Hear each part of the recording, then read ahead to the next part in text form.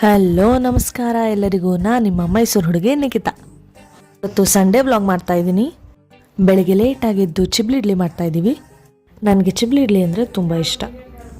ಚಿಕ್ಕವರಿದ್ದಾಗ ಇಡ್ಲಿ ಅಂದ್ರೇ ಇಷ್ಟ ಆಗ್ತಿರ್ಲಿಲ್ಲ. ಈಗ ಅದೇನೋ ಗೊತ್ತಿಲ್ಲ, ಇಡ್ಲಿ ಅಂದರೆ ತುಂಬ ಇಷ್ಟ ಆಗ್ತಿದೆ.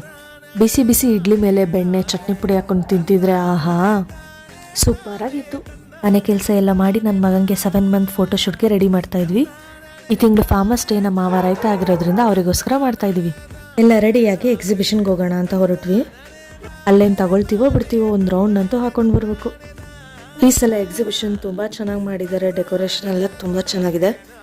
ಹೆಣ್ಮಕ್ಳು ಗೊತ್ತಲ್ಲ, ಅಂಗಡಿಲಿ ನೋಡ್ಕೊಂಡು ನಿಂತ್ಕೊಂಡ್ರೆ ಟೈಮ್ ಹೋಗೋದೇ ಗೊತ್ತಾಗಲ್ಲ.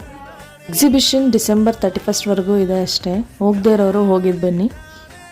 ಅದರಲ್ಲೂ ಮಕ್ಕಳನ್ನ ಕರ್ಕೊಂಡು ಹೋದರೆ ಇನ್ನೂ ಖುಷಿ ಆಗ್ತಾರೆ. ಬೆಳಗ್ಗೆ ಚಿಬ್ಲಿ ಇಡ್ಲಿ ತಿಂದು ನೈಟು ಮಲ್ಲಿಗೆ ಇಡ್ಲಿಯಿಂದ ನಮ್ಮ ಡೇನ ಎಂಡ್ ಮಾಡಿದ್ವಿ. ಏನೇನು ತಗೊಂಡೆ ಅಂತ ನೆಕ್ಸ್ಟ್ ವಿಡಿಯೋದಲ್ಲಿ ಹೇಳ್ತೀನಿ. ಬಾಯ್ ಬಾಯ್.